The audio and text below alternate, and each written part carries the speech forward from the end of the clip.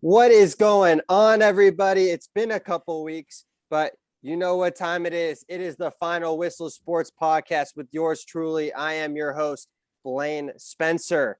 I know you guys have probably been caught up in all the March Madness, and it has not disappointed whatsoever. But we're going to talk NFL and NBA today. I have GOAT Talk host Marcus here with me. Marcus, how are we doing? Appreciate you taking some time to come on to the Final Whistle. Thanks for having me. Big fan of yours, first of all. Appreciate it. Appreciate it. Yeah, follow you. I'm familiar. So when you texted me and said, "Can you come on the show?" I was like, "Of course I can come on the show." So yeah, it's nice to be here. Ready to talk some football and some basketball. Yeah, let's get right to it. All right, then let's dive right in. I think there's been a lot of major news of late. And Marcus, I know we kind of sent in some script stuff, but we're going to go a little bit off script because there was some major news that took place a couple of days ago with Tyreek Hill being traded to Miami.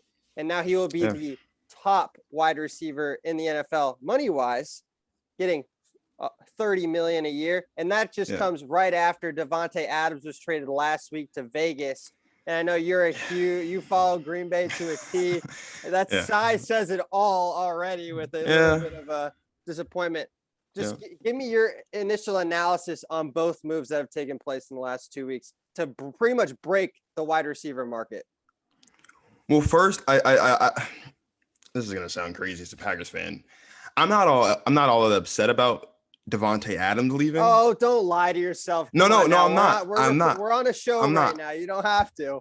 I'm not. So this is what happened. I'll tell you how it happened. Davante Adams left. I was like, I knew he was going to leave because I think that the day that Aaron Rodgers signed his extension, there was a report that came out that said that Davante Adams, he might have said it half-heartedly. I'm not exactly sure, but there was a report that came out that said Davante Adams wasn't 100% pleased with Aaron Rodgers and the contract that he signed because it would have made it tougher for him to get his extension. Makes perfect sense. So I knew that he was going to be out the door. I had already come to terms with it. I was just waiting to see where he would go. And also, we kind of had this thing of like, would he or won't he, along with Aaron Rodgers as well. So I had already kind of mentally prepared myself for a possibility of life without Davante Adams. I was fine with it, though, because we had Adam Lazard, we had Robert Tunyan, we had, Marquez Valdez-Scantling. Like the wide receiver core behind Davante Adams this season, well, outside of Tunyan because he went down with his ACL, but Lazard and MVS had really stepped up in such a way that I felt like, okay, well, this won't be the end of the world if we don't have Davante Adams because Alan Lazard had proven to be a reliable number two, and MVS was a really good late game deep ball threat and really just throughout the course of the game deep ball threat. The issue that I have is that Davante Adams and Marquez Valdez-Scantling are no longer in Green Bay. That's where it gets tough because now you just have Alan Lazard. You have Randall Cobb, and he's older and probably not going to be as productive as he once was, but that connection's still there, and Rodgers still trusts him in big game moments. So I'm sure that that'll still show up in games. And then also we have Robert Tunyan, and he's been our best red zone threat since he's been on the team, at least since 2020. But now it's just like we're really like after those three guys, it's really kind of hard to pinpoint who that next wide receiver is or who that next pass. I mean, we've got AJ Dillon and Aaron Jones, and they'll probably be getting some attention in the passing game out of the backfield. But like as far as our wide receiver room is really thin. So that's kind of where I'm at, where I'm kind of nervous because Davante Adams has missed in the last two seasons when it's like 7 or 8 games. We won all of them. So as great as Davante Adams is, and I think he's the best receiver in football, we've done well without him. So this wasn't like one of those things where, say, you're looking at a team like, I don't want to throw shade here, but you're looking at a team like maybe the Minnesota, like the Vikings or the Cowboys or like some of these other teams who really only have, or like Washington. Washington's not good, but like Washington, who like it's like that one guy and then there's everybody else. You had to throw shade at my team though. I was perfectly content with you throwing shade, but you had to go my team. I was thinking, I see where we're going tough with this show. This is not going to end well for you or me. It's obviously. Tough. It's tough. No, so I was like, it's okay, and then the Marquez Valdez-Scantling leaving to go to Kansas City, I think is bigger for me than Davante because now we're really stuck at like it's nice to have the best wide receiver in football. And I'm not saying that it would have been great without him, but we would have been okay without him. Like, it wouldn't have been panic mode because we've won games without him. We'll be, obviously not going to win every single game without him, but we've done so far. So like the precedent is there where we would be okay. Losing MVS also though makes it a little bit tough. As far as Tyreek Hill, I've been saying this about Tyreek Hill for as long as I can remember, before I even had a podcast, and I get a lot of heat for it. Do I care? Not really. Does it affect how you sleep at night? No, it doesn't. Like I sleep like a baby for the 1 to 2 hours I get to sleep every night. I think Tyreek Hill is talented. I think he is I think he is the fastest, if I'm not mistaken, the fastest receiver in football. One of the best deep ball threats as far as just being able to get to the second and third level very quickly in the blink of an eye.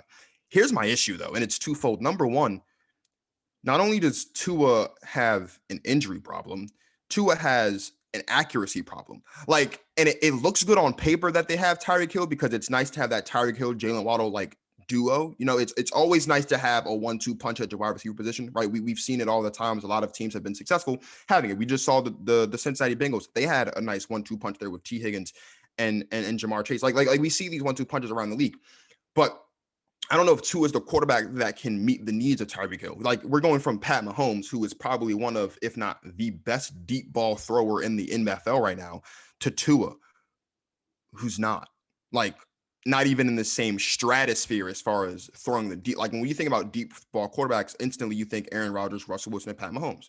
Tua's not on that level. And I would dare say Tua's not on the level below them, which is where you look at your Josh Allens and your Justin Herberts.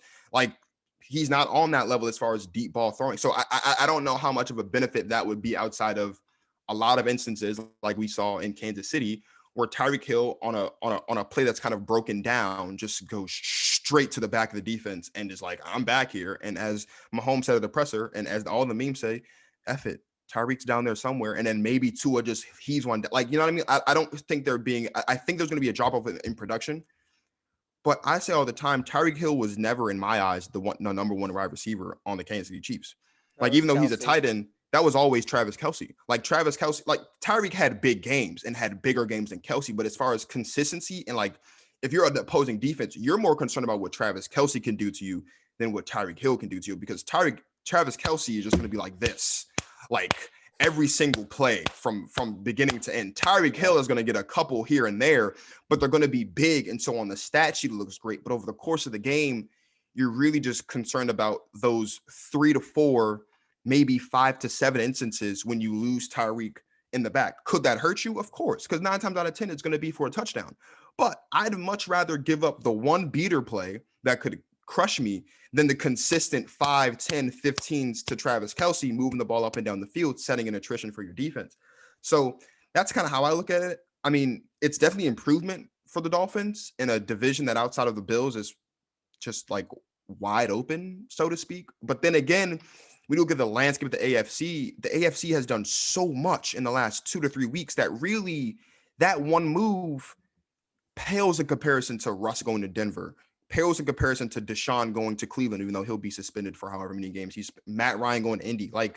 It doesn't, because you win games with your quarterback. And it doesn't matter who the receivers are. If your quarterback's not talented, you're not going anywhere. Just look at the Cleveland Browns. The second OBJ left Cleveland and went to a competent a team with a competent quarterback, he won a Super Bowl. So it's just this is a quarterback's league. So as much as I'm happy for Tyreek that he got his money and he's in South Beach, and we all know that people love going to South Beach, Tua's not the guy that best fits with Tyreek Hill's talent. And I think that's where the issue lies. That's where I'm interested in seeing exactly how it's going to work out. I think everything that you've said so far has been pretty accurate in how I feel as well. And I do want to piggyback on a couple things that you've said, especially with you pretty much mentally preparing for Davante to leave.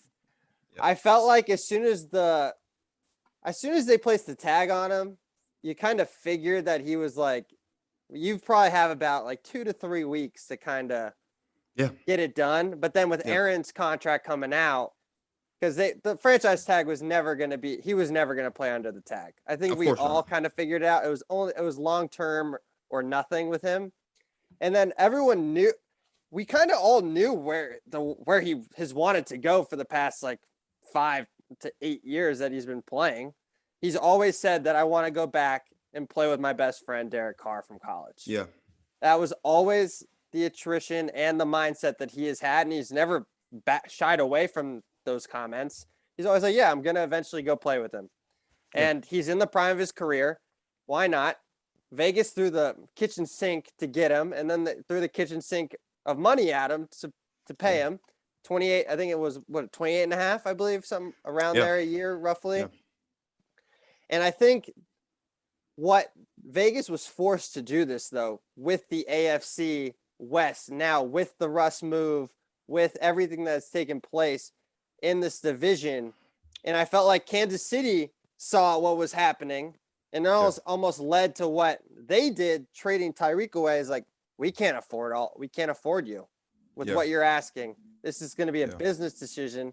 And Miami's like, well, come on. The Jets were in the running, but they were not in the running. Let's be honest. No one wants to. It was going to be. No one wants to go to the New York Jets. No one wants to go to the Giants or the Jets in general. Those two are in shambles. So we kind of all figured once they said it was the Jets or the Dolphins that it was going to be the Dolphins, because where else are you going to do South Beach, everything in that. And I agree with what you're saying about Tua. Yeah. He has struggled, and there is no consistency in his game. He has, and they're not even making him a game. They haven't even made him a game manager. They're like, you do the bare minimum because our defense is elite. Yeah. Get me 150 yards of passing and we'll probably win the game. Like they are setting their expectations so low. So I think you're going to see in Miami a couple things. Tons of wide receiver screens, just because 100%. You're just going to be like, they're just going to be like, all right, if they're giving us 5 yards, let Jalen or Tyreek you make a guy miss, they're going for 30 easily. Yeah. They're going to do a lot of that.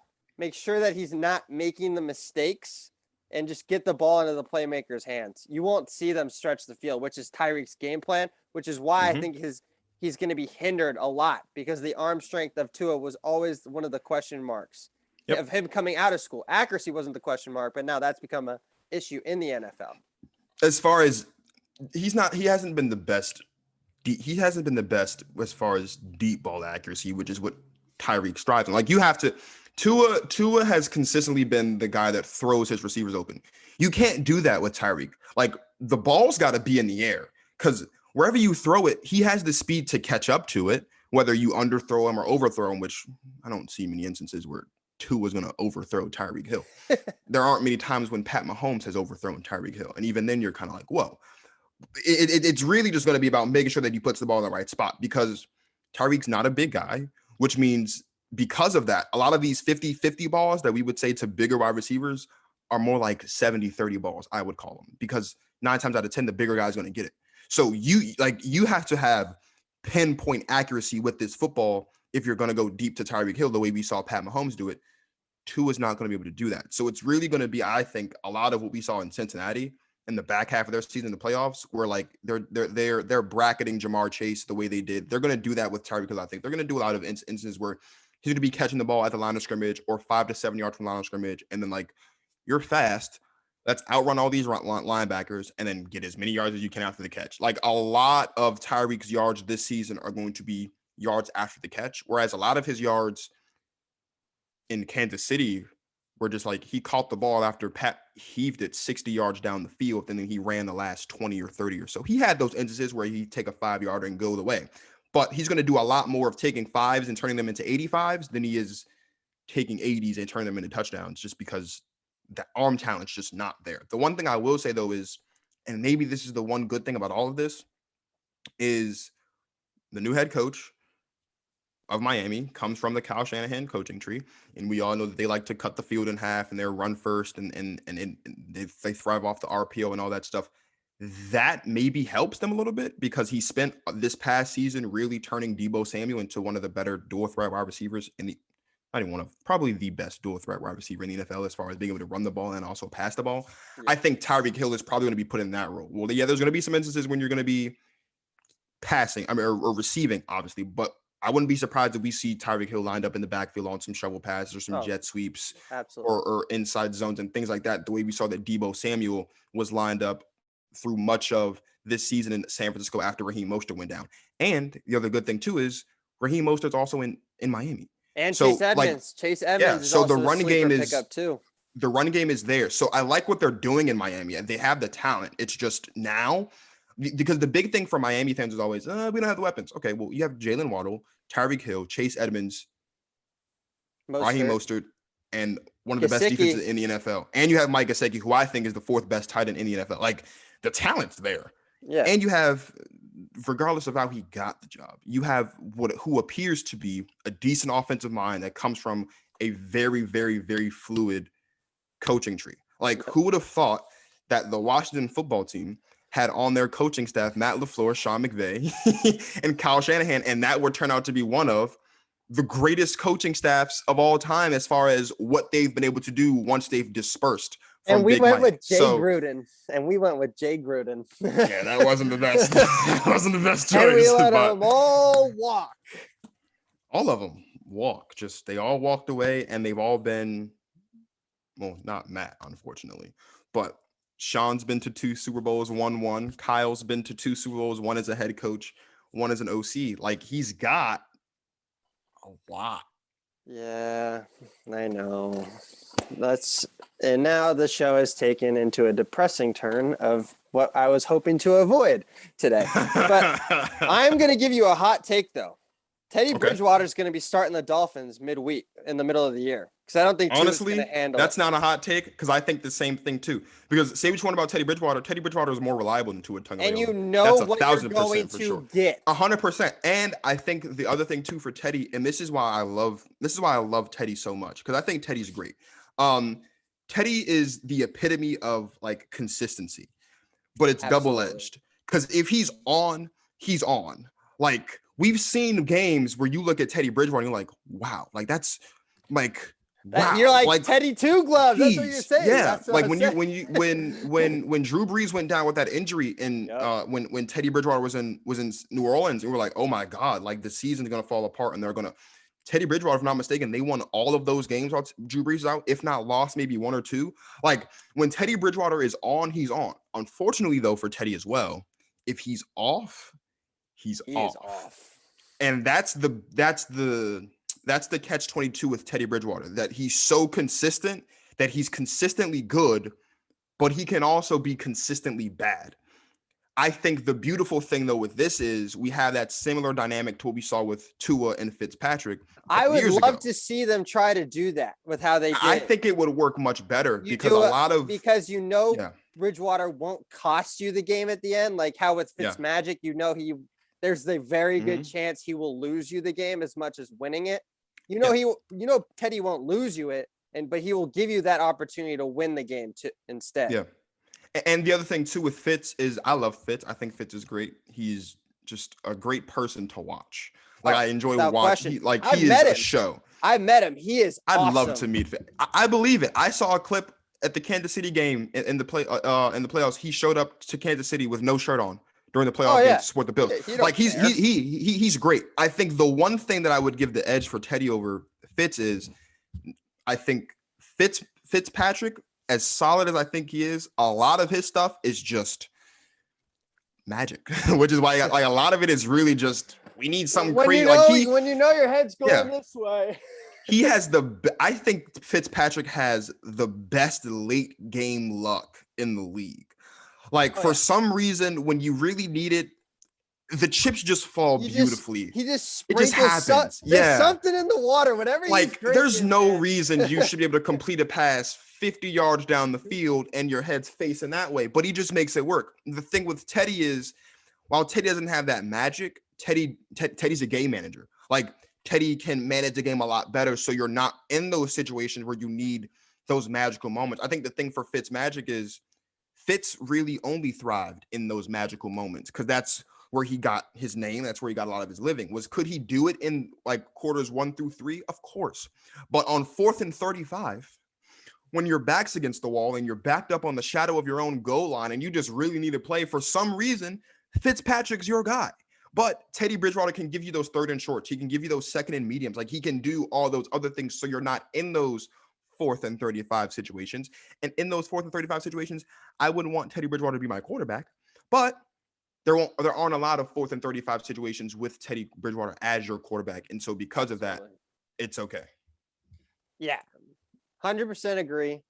I really want to see how Miami's going to really work on this dynamic, because I think if you're McDaniel, like, like, this is like, even though there was a lot of question marks with him getting the job, even though he's in that tree, how much of a leash are you really going to give Tua with all of the offensive weapons? Because I think it's going to be extremely short. You know what I mean? 100%. Tua doesn't have a long leash. He doesn't. I think his leash has gotten progressively shorter since he's been in the NFL. And I now think with all this talent, because Flores gave him that leash and was like, dude, last year, like, he gave you all the opportunity in the world with letting Fitzmagic walk, all that stuff. Yeah. And I mean, they did end up turning it around, but it was not because of him. You know what I mean? It was not because of Tua. Of course not. Not at all. It was It's like, it's exactly how it works in, like, with Cleveland. You can win with him, but you're not going to win the game because of him. And what the issue with Baker was in Cleveland. You're going to win with him because of all the pieces around him, but you ain't going to win the game when you need him to make a play. Yeah. Of course not. But, like, we knew that, though. Exactly. like we knew that. So that's nothing new. The AFC is going to be great football. Like, all of the games, I think, are going to be really great football. Yeah. Speaking 100%. Of which, let's move on to the other quarterback news that really, again, snaps my heart, because we ended up trading more for Carson Wentz when we could have just waited for Matt Ryan, who I really wanted in the first place. But I said Matt Ryan should have been in Washington 2 years ago. Yeah, I think I was about a year ago. When they traded Julio to the Titans, I don't know if I had my show when they did that. I don't think I did. Whenever they, I probably that was when they said they were throwing it in. Yeah, my concept of time is so whack because of all this COVID stuff, and also just because I have a bad memory. But the point is, when the Atlanta Falcons traded Julio Jones, I think I had a show, and I got on this show or someone else's show, and I said, Matt Ryan needs to be traded from the Atlanta Falcons, and the Washington football team need to be the team to get them.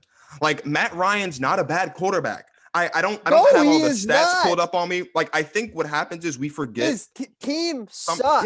Yeah. We forget. Atlanta has to score situation matters. A game to win. They have to situations matter. I've said all the time, and Justin hates that I say this, and some other people do it as well because they think it's excuses. It's not. Situations matter. Like, they do. Like, it doesn't matter how great of a quarterback you are. And I use Matt Stafford as a perfect example because he's in that same bucket. Matt Stafford is a talented quarterback. But for 13 years, he was the quarterback for the worst football team in the NFL. And it didn't help that during that time, he had to deal with the Bears, who kind of had a good thing going for them in the early 10s or so. They were in the NFC Championship game in 2011. And they, if I'm not mistaken, they went to or won a Super Bowl. They went to the Super Bowl. Yeah, like that was a talented football team. Then, of course, there's Aaron Rodgers. And not to mention this, and the big thing with Matt Stafford is, okay, he got Calvin Johnson. Yeah, so like Tom Brady's the greatest quarterback of all time, and he had the worst offensive line in football, and that's why he was always off the field, because Tom Brady, he had a second and a half to throw the ball. Otherwise, he was getting sacked. Tom Brady's the greatest quarterback of all time. There's no denying that. But a lot of those Super Bowls that he won and a lot of those great seasons that he had a lot more to do with the fact that he had a very good defense on the other side of the field than it did just his own ability. Like, Tom's great. I'm not trying to take anything away from Tom, but like, situations matter. Like, you take Matt Stafford out of a dumpster franchise, you put him on a good football team with a great head coach, with a great defense and a lot of weapons around him. What do you get? A Super Bowl. You take Matt Ryan, you put him with a lot of weapons and a decent defense. What do you get? A trip to the Super Bowl, which is what they got in 2016. Now, they would have won the Super Bowl if it wasn't for the greatest meltdown in the history of football. But Matt Ryan's not a bad quarterback. Matt Ryan is better than most quarterbacks. All they had to do was hand the ball off. I like the Carson Wentz signing, considering what's left. Yes. Do I think that Jimmy G or Matt Ryan would have been a better fit? Yeah, because Are they more talented than Carson? No. But Carson Wentz is not a people person. Carson Wentz is not a galvanizer of men. And this is a young football team. You need a guy that's well-liked, that can be a locker room leader, that has a veteran presence. Say what you want about Jimmy G. Jimmy G's a winner, number one, because the San Francisco 49ers don't win games when Jimmy G isn't the quarterback. They haven't. Like the record, the amount of wins you have with Jimmy G and without it in San Francisco is almost like triple or maybe quadruple, if I'm not mistaken. And it doesn't get talked about a lot. He was the backup quarterback for Tom Brady. Like whether Tom wanted Jimmy there or not, you learn from Tom Brady. You learn from having not only the greatest quarterback in your quarterback room, but also you learn from being coached by one of, if not the greatest coach in the history of the sport in Bill Belichick. Like that all matters. And so while, he's not the most accurate when it really, really matters. And there's always a chance that he's going to Jimmy G it. If right now the goal for the Washington football team, Commanders, it's a terrible name. If right now the goal for Washington is to make it to the playoffs, which is what it is, because this isn't a Super Bowl threat at all. If right now the goal is to make the playoffs in a not only a wide open NFC, but really a year-to-year wide open NFC East, Carson Wentz not your guy. Carson Wentz isn't the guy that you go to, because while we know what Carson Wentz can do, when was the last time we saw Carson Wentz be that MVP that he was before he went down with that gruesome injury and ended up that year the Eagles win Super Bowl?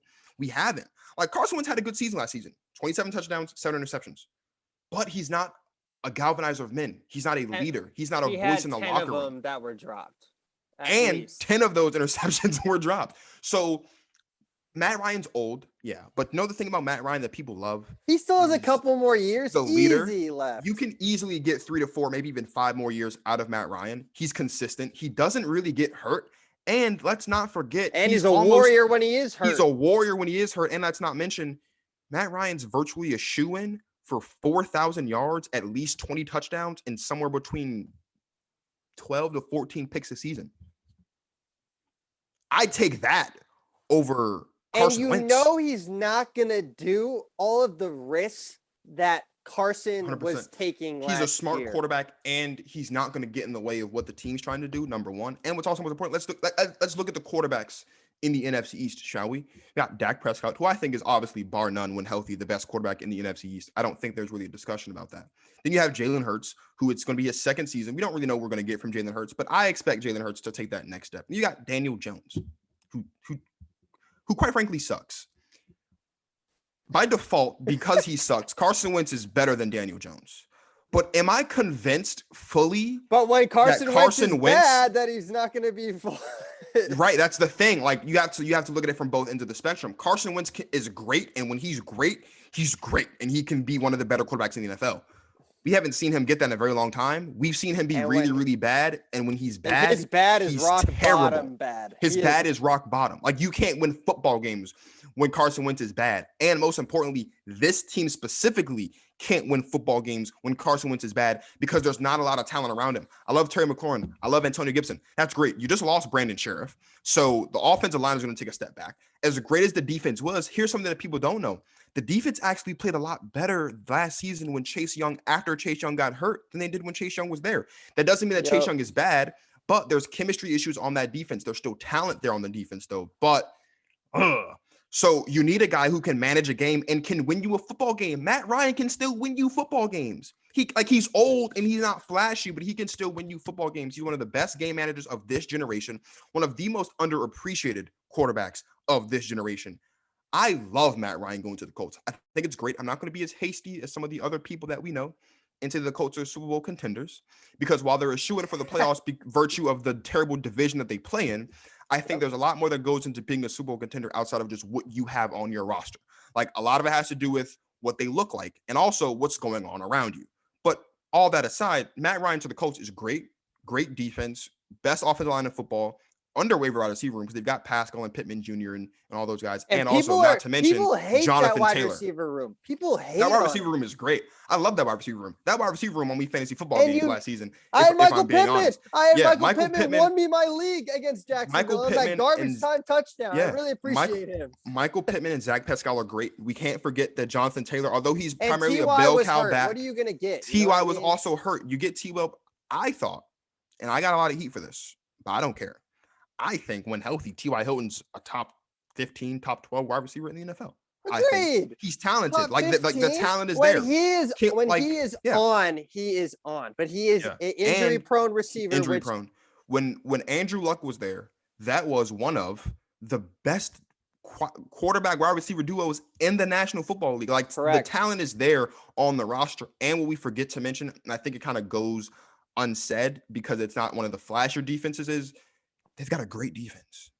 And it's not just by virtue of the fact that they play 6 games in what I think is the worst division in football, but it's because they have a great, like Darius Leonard's nothing to sneeze at. They have a solid defensive line. They got a nice wide linebacker core. They have a nice, you want to talk about a team that was a quarterback away.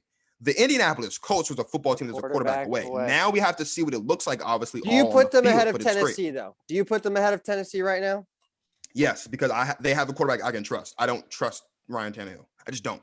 Okay. Like, where would you rank them has then, the talent. Right? Okay, where would you rank them in comparison to the AFC right now? I'm going to get so much. Would you put them? I have them around 4th or 5th. I think the Indianapolis Colts, based on, okay, so here's the thing. Despite all the moves, I'm very stubborn. And until I see what Denver looks like, until I see what LA looks like, the Chargers, like, I'm not sold on them. I have them ahead of the Chargers. I have Denver if I had to, 3rd. Yeah. So if I had to rank who I think let's say the top 5 teams in the AFC are as it stands top today. 5. I would still put the Chiefs at number 1. I have the Bills. I would still put the Chiefs at number 1. Yes, because here's the thing, and I was going to say this earlier, and I forgot I'm going to say it right now. I'm going to get so much heat for this, but I don't care because I believe it with all my heart. Mecole Hardman. It's just another version of Tyreek Hill. He's the B+ version. Not even just another. He's a better all-around wide receiver than Tyreek Hill. Like, Tyreek Hill has the speed, but Mecole Hardman's a better route runner. Mecole Hardman's a better pass catcher. Like, he's not as fast, but he's got some speed to him. So, because of that, I don't think that, and they also have Juju. And despite what I think about Juju personally, and although he's had like 1 or 2 100-yard games receiving since AB left Pittsburgh. Mahomes' brother and him are going to be doing TikToks for There's days. that. Here's why I love this thing for Juju. Because as we talked about earlier, who's the number 1 receiver on Kansas City? It's Travis Kelce. Juju strived in his career as the number 2 guy. He's the number 2 guy again. So do I think Juju's going to be going off for 100 yards a game? No, but I think he'll be more productive this year than he was in any of this most recent seasons in Pittsburgh. 100%. So I'm still going to put the Chiefs at 1 because I think they have the best quarterback and the best coach in the conference. And as long as they have those 2 guys, it doesn't really matter. That's number 1. Number 2, the defense does give me cause to pause. They do give me cause to pause. But just based on the merit of Pat Mahomes and Andy Reid alone, I've got the Chiefs number 1.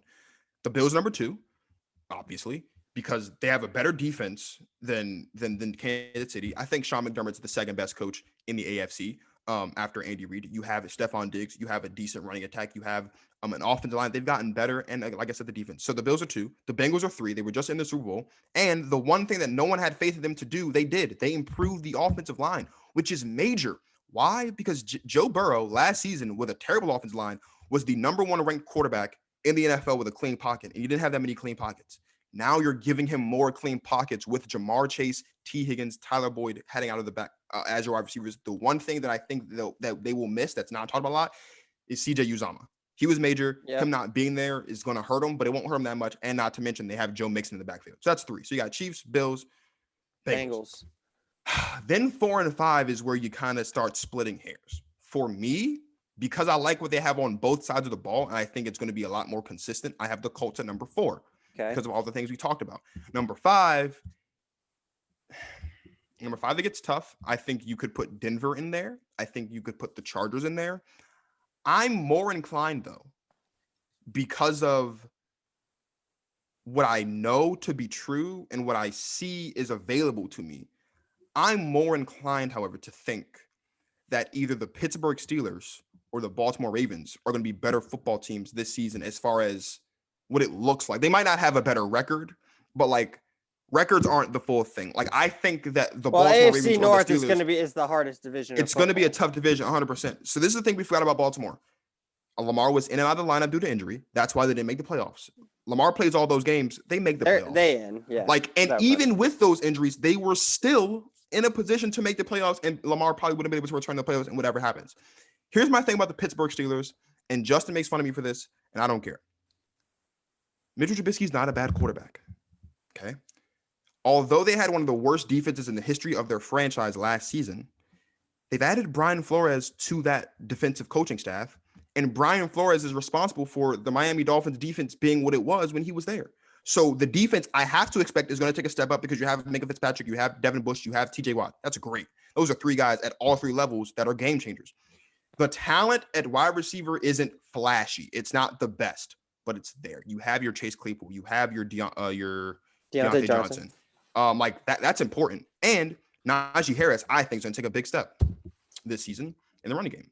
And Mitchell Trubisky is not a bad quarterback. And so because of all that, I would say that that's where I'm looking at right now. Those are my top 5 teams. But again, like if you put Denver or like LA or Las Vegas, I can't get mad at you for that because the talent is there. But my big thing with Denver is, yes, Russ is great. And yes, there's talent. But we forget that defense was amazing last season. But also, they lost their defensive-minded head coach, Vic Fangio, and their DC. That defense, I can't just expect that the defense is going to be exactly what it was this season as it was last season because they're missing the two guys that were running the defense. And as much as I love Nathaniel Hackett coming from Green Bay, this is still his first season in the NFL as a head coach. And being a head coach is a lot different from being an offensive coordinator. We've seen offensive coordinators that we thought were great come in as head coaches and struggle a bit. Why would I not expect that there's going to be struggles? And the Chargers have gotten better. The Raiders have gotten better. The Chiefs are still the Chiefs. The Broncos are still going to have trouble in that division. Like all 6 of those games that they have with those other 3 teams could go either way. So as much as I think that the talent is there, I'm just not 100% sold on the Broncos until I see what they look like. Because right now, this is really just, to me, the Seattle Seahawks with a better defense, if we're being honest. Like, there's not that much of a difference between Jerry Jeudy and Cortland Sutton and Metcalf and Lockett. There's not. The difference between the running game is, I think, is larger relative to what it is in the wide receiver room. And then obviously the defense is better. But like the O-line's not that great. Seattle's O-line wasn't that great. Russ still doesn't like to use pass in the numbers, and he also doesn't have a guy that he can go to in between the numbers. So, which I thought was huge because the fan part of the trade people sleep on and aren't giving credit for that Seattle was able to get him. Yeah. And take him away. Yeah. All right. So you went. So I have Buffalo 1. I can't get mad at that. I got Buffalo 1. They're the most complete team in the AFC, and I don't think it's relatively close at the moment in comparison. I'm going to go. I have. How do I want to go here? I'm going to stick with Kansas City at 2 because, 4 straight years of the AFC Championship. If you can't beat them, you got to show me that you can beat them to be one of the last 2 teams. All right. Then I do have Denver at 3 because of again, I am just going based off of potential here. That's how 100%. That's how I look at teams. And that's why I can't. Yeah, that's why I can't get mad at it. I'm more of a guy that I got to look at like the NFL's. What have you done for me lately? Cincy 4, Indy 5. I can't get mad at that. I think so. I got a lot of heat from Justin and also Steezy because Steezy has no room to talk. His team's going to be horrible for the next. I said very boldly that the Denver Broncos aren't Super Bowl contenders because I don't think they are.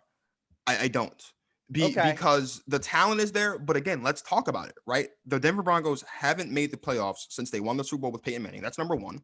Number 2, and most importantly, just because I said they're not a Super Bowl contender doesn't mean I think they'll be a bad team. I think this team can make the playoffs. Matter of fact, I think all 4 teams in the AFC West can make the playoffs. Like, I don't think all 4 will make it though, because all 4 of them are going to beat up each other too much. I don't think the AFC North is too good too. So I don't think they will. But like, if there's one division that I would like in all of football that I say, all 4 teams have a legitimate shot of making it in, I'd say it's AFC West because like they all have the talent. But here's the thing about the Broncos and also the Chargers. And like there's only 3 Super Bowl contenders in the AFC in my mind. It's the Chiefs because they're always Super Bowl contenders. The Bills because they have the talent and they keep getting better. And the Bengals who were just in the Super Bowl this past season. I got to see what Bengals can do this offseason because they have not pressed the issue that has been their issue all year long. They have not really committed to fixing that offensive line. They haven't. We thought. Well, I think they're going to fix it some more in the draft, but they have signed some offensive linemen that I think like that. They're okay. They're not like they're okay. They are okay. But the guys that they said Teron Armstead. They should have done that. My one defense for the Cincinnati Bengals though is when you look at the AFC North. Yes. As much as I love Baltimore, as much as I love Pittsburgh, I still have the Bengals winning the division. I do. I do too. And the reason why, and this is why I think the Cleveland Browns aren't Super Bowl contenders, Deshaun Watson's going to get suspended. And if he's not suspended, then we've set a really, really bad precedent. But Deshaun Watson's going to get suspended for something. I don't see Deshaun Watson playing any games in September. He might miss all of October. That's 8 games. He should get the whole year, honestly. But I think he should be suspended for the whole year as well. But it's not going to happen because they've never done that. They'd rather suspend a guy for betting on football games than. Oh God! Don't even get me started on that. That's another. So here's the thing, and I'm a guy, and I do this all the time. I can separate on the field from off the field. On the field, the last time we saw Deshaun Watson, he was a top 5 quarterback in the NFL, prime, like he was great. Off the field, don't care for the guy. But we're talking about on the field. On the field, he's great, but he's not going to be available for at least half the season. So those first 8 games matter. Because if the Bengals or the Ravens or the Steelers jump out to impressive records over their first 8 games, which is what Baltimore usually does. Which is what they usually do. Baltimore usually starts off in September, like we talk about. Because they can't figure out Lamar in those first 2 months usually. It takes those first 2 months for you to get the hang of Lamar, and by then it's almost always too late. So I expect, I'm going to say it right now, we haven't seen the schedule, but we know like who's going to play what team. We just don't know when. Yep. Let's just be honest here. I think Pittsburgh can easily finish the first 2 months of football at least 500, at least 4-4, at least. Okay. I got Baltimore going at least. I'd say they'll win 6 games in the first 2 months. I'd say the Bengals can win 6 games in those first 2 months. So if we're talking about the Cleveland Browns with Jacoby Brissett being the starting quarterback for those first 8 games, the talent's there. They could be, but like 2-6. It's very possible that they don't win that many games. And then not to mention what the Chiefs will do, what the Chargers will do. So like you talk about being behind the 8 ball for your playoff push when Deshaun comes back, if he's not suspended for the whole year, you're really going to be behind the 8 ball. That matters. So I have the Bengals winning the AFC North. Like, I just do. I think the Ravens can do it? I think the Ravens can beat them.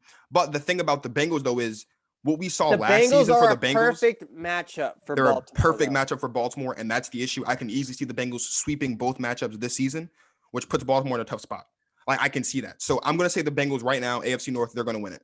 The Bills will obviously win the AFC East, of course.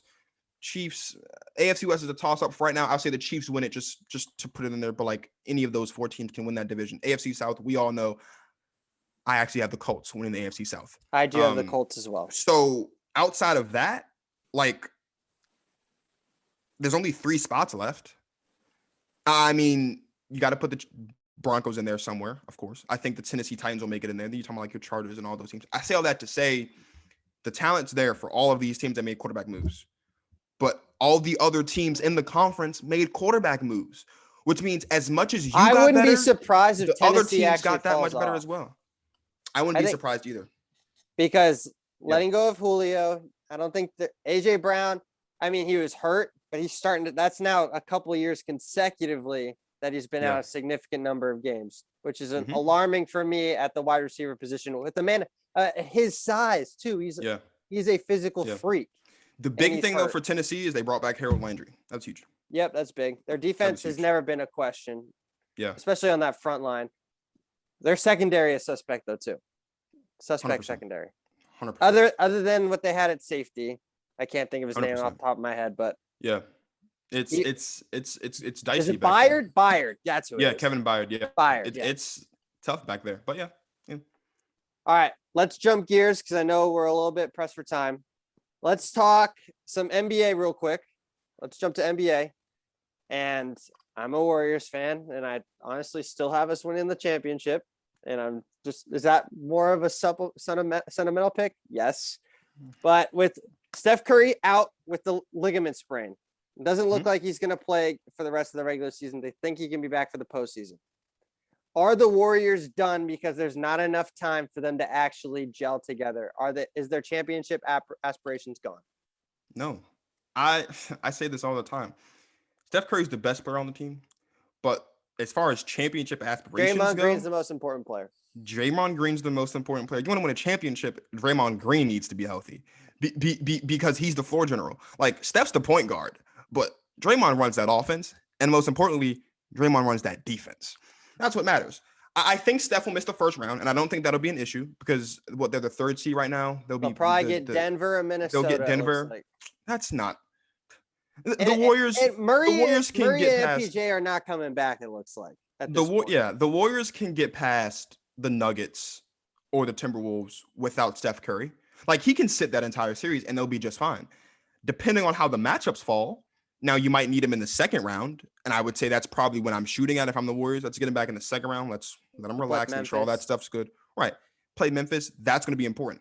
So if Memphis makes it out of the first round. But I don't think the Warriors championship aspirations are dashed. I still think we'll get Warriors Phoenix in the in the Western Conference Finals. I still think the Warriors will win. I still think the Warriors will once again.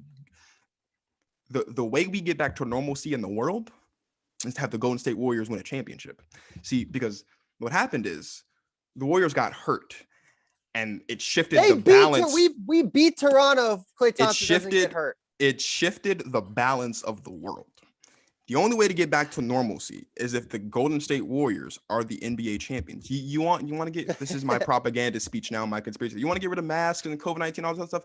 The Golden State Warriors need to be the NBA champions at the end of the season. And I guarantee you, all this COVID stuff, it'll go away. People stop dying and all this stuff. Yeah, it'll happen. I'm telling you. Think about it. Think about it. What year did the Warriors lose the championship? They lost the championship in the summer of 2019. So the Warriors losing was the whole prospect of what that was the beginning of the end. It was the beginning of the end. Then what happened was, on top of that, right? What else happened? Another California team lost in a big game.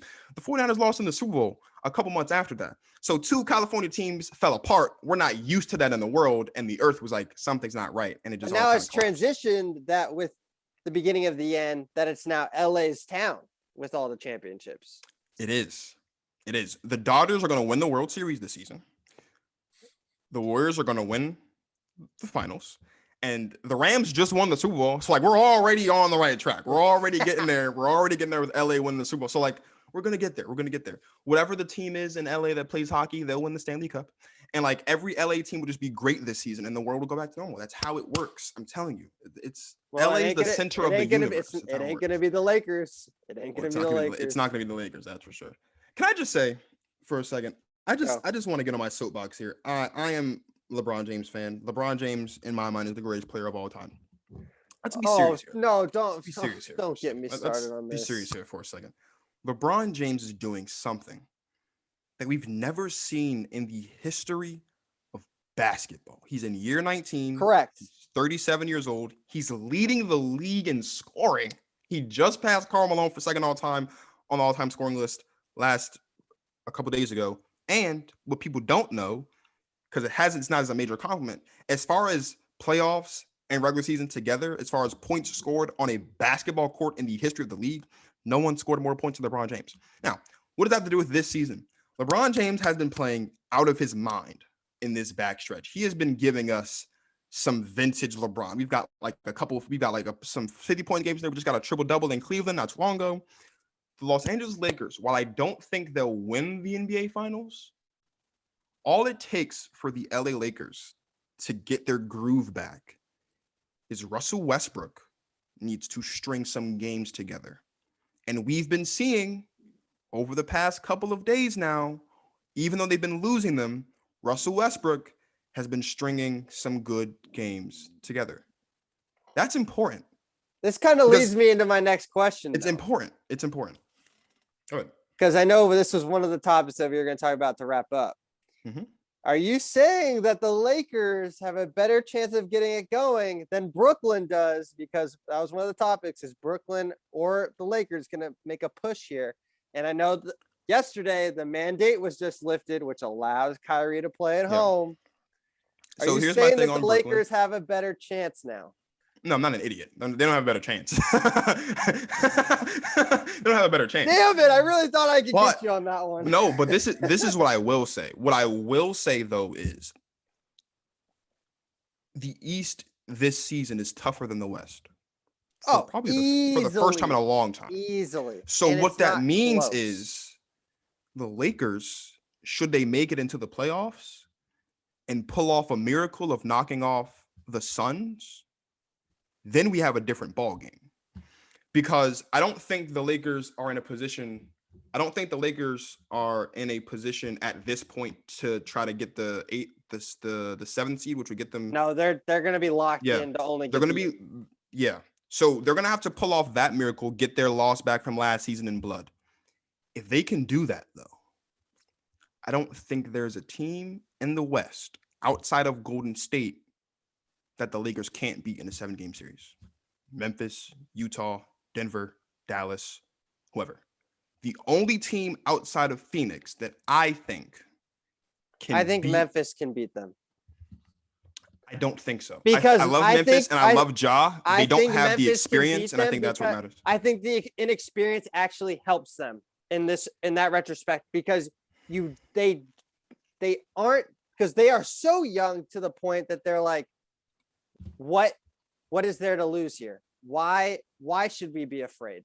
Because they play fearless. That's how they play. Yeah. They play fearless. They do play fearless. And they match up pretty well. They do. The one thing I will say, though, about the Lakers, specifically about LeBron James has provided us. We've seen this story before. Like we've seen a dysfunctional basketball team around LeBron James, and he just puts the backpack on and just carries them. True. It's possible. And I think he hasn't been able to do it every game that so far. He hasn't put it together in like a 3 to 4 game stretch that we're accustomed to. Well, that's because it's the regular season. I think that's what I think at this point. But at this point, he has to try and throw it out there, because he only has a 2-game lead, and San Antonio is actually winning games and reeling them in. I think the thing for the Lakers and LeBron specifically, I think LeBron's playing the long game here. I don't think the Lakers are going to win the championship. No. But I think LeBron recognizes that there needs to be moments on this backstretch of the regular season where they win some games to keep that distance. Once they do that and get into the playoffs, we know LeBron can string some games together in the playoffs. LeBron just wants to make it to the playoffs. Mm-hmm. And what's very, very important, and I think what's lost in all of this and what really, really matters is, if the Lakers and the Timberwolves match up at somehow in the play-in, the Lakers are going to the playoffs. Yeah. Based on the last time we saw those two basketball teams on a basketball court together, everything that Pat Bev and Karl Anthony Towns did, LeBron's gonna get it back in blood in that play-in game, and they're going to the playoffs. And then, like I said, LeBron is one of, if not the greatest playoff performers, and he just needs to put 4 games together. All he needs is 4. All he needs is 4. And not 7, just 4. Sometimes he might need 5 because he can do all he can and they still lose the game. So sometimes I need 5. But if there's anybody I think in the NBA today that I have confidence in to give me 4 games in a row, or just 4 games in a 7-game series of straight just locked in, it's LeBron James, because he's done it. So all it really takes is LeBron to get in there. He's going to have to play the series of his life against Phoenix. If they can get that one, if they can get that one back and upset the Phoenix Suns, who just locked up the first seed last night, the Lakers could go on a run. Because then we're talking about, I think they match up well. But again, we've seen inexperienced teams that match up well against LeBron James-led teams, and we see what it looks. What that ends I think up to. Phoenix look will no beat further them than 5. I think the Suns will beat the Lakers too. I'm not predicting the Suns. I'm not predicting the Lakers to beat the Suns in the playoffs. I'm just saying, if they can get by, if they can figure out a way to get by, and if they do, it'll probably be in 7. It'll have to be in 7. I don't see that. It'll be in 7. I think it'll be in 6. It could be in 6. It could be in 6. But I'm saying, I don't think they can beat. I don't think they'll be able to beat Phoenix in Phoenix with a game on the line. That's fair. That's fair. I'm just if I'm talking about a situation where the Lakers are going to beat the Suns, I'm going to say it's going to happen in 7. Okay. Happen in 7 games, and then LeBron James, the world is your oyster, my guy. Go get that 5th ring. And I'm going to go on a limb here, and I'm going to say if they can do it, we're talking a very strong possibility the Lakers make it back to the finals. But it's only if they can make it past the Suns. If they can't make it past the Suns, obviously they don't have it. But if they can make it past the Suns, they got it. Because the only other team outside of that can beat them are the Warriors. And even though I think Steph would be back in the second round, what if Steph's not back in the second round? then what? Like, so then all these other things start And playing, and so that's see, that's my fear with the Warriors, right? Because when Steph gets a foot injury, it's always longer than what they originally think because of how often he hurt himself earlier in his career with his ankles, his foot.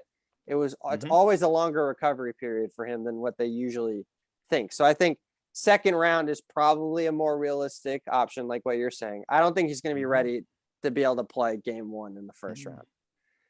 Yeah. But let's go to the East now, because I know I kind of cut you off with you're fine. What you're going to say about Brooklyn, because I think in the East there is an argument other than Cleveland or Toronto that any of those 6 teams can represent the Eastern Conference based off of the standings right now. You can make the argument for Chicago, for Miami, for Milwaukee, for Boston, and for Brooklyn. And who am I missing? I'm missing one. Cleveland. No, I said Cleveland and Toronto. You did say Cleveland. Okay. So I think my thing. There's only 6 out of the 8 teams could make a legit. In my mind, there's only 2 and Philadelphia. Sorry, the Sixers. There's only 2 possibilities. There's only 2 possibilities in the East. It's either Philly or it's Miami. That's really? It's only Philly and it's Miami. And I'll go both ways. Miami's the most complete team in basketball. There's not a team that runs deeper, that plays better defense, or is better constructed and more well coached, I think, than the Miami. I think the spat actually helps them. What they did the other night. That's true. It does. Because because they're all Number 2, it's the Philadelphia 76ers. Because there's not an answer for Joel Embiid in basketball. There's not an answer for that pick and roll in basketball. I said this not too long ago on someone else's show, the only team in the East that I'm going to give respect to as it pertains to knocking off the Philadelphia 76ers is the Milwaukee Bucks. That's because they're defending champions and they're owed that. Outside of that, the 76ers can beat the Heat. They can beat the Bulls. They can beat Brooklyn. They can beat Cleveland. They can beat Boston. All of those teams, I think, no matter how many games it takes, the 76ers can get the job done. The only team I'm going to give respect to is the Milwaukee Bucks. Because of Giannis. Because of Giannis and because they are the reigning champions. And I'm not going to write off the reigning champions like that, even though I'm not all that sold on the Bucks. All right, that's fair. I think now that you're going to start to see something now at the top, that you're going to see teams at the top starting to rest players. Yeah. Because the 76ers are already doing it. Because they don't want Brooklyn in that first round. Oh, they don't. No team wants to see them now after what happened yesterday with the mandate being released. Of course not. Just real quick, there's something. I just got a package dropped off. Can I go open my door and get it? It's like a big package. I'm sorry. Yeah, you're good. Okay. I will give my spiel. So I think it's really intriguing here to really find out what we're going to be trying to unfold with how everything's going to look now in Brooklyn. Miami, I wouldn't be surprised at all if they're going to actually throw in the towel a little bit and try to because they have a game and a half lead over Boston, Philadelphia, as well as who am I thinking off the top of my head? Boston, Philadelphia, and Milwaukee. Sorry. So you have those 4 teams are all within 2 games of each other for that top spot. And what you're going to see now is more or less teams resting players because they know Brooklyn's going to get hot. And I think Brooklyn's kind of realized that they're stuck in that 8 spot and they're going to have to play Toronto in that first game. Yeah. And they know Kyrie was not going to be available. No. So Kyrie won't be available for that 7-8 matchup, which kind of you put them on the line that they have to beat either, I think it's Charlotte or Atlanta right now for that 8th game. And you're going to highly predict that they're going to win that. Of course. Which puts them at the 1 seed. So I think there's going to be a lot of gamesmanship here of how teams are going to be set up for these last 6 to 8 games. It's possible. I mean, it's very much possible. I love it. The East is going to be great. There's you're right. I do. I know everyone's going to say that they're not scared of Brooklyn, but you're going any team in the East can. I put everything into the Eastern Conference to be the top dog, and I got to play Brooklyn. Yeah, the East can, any team in the East can do it, but if I'm just being realistic, for me, it's only the Heat or the 76ers. only because I don't think Brooklyn has the balance. Yeah. Because when Ben Simmons doesn't have the ball in his hands, who is he threatening offensively?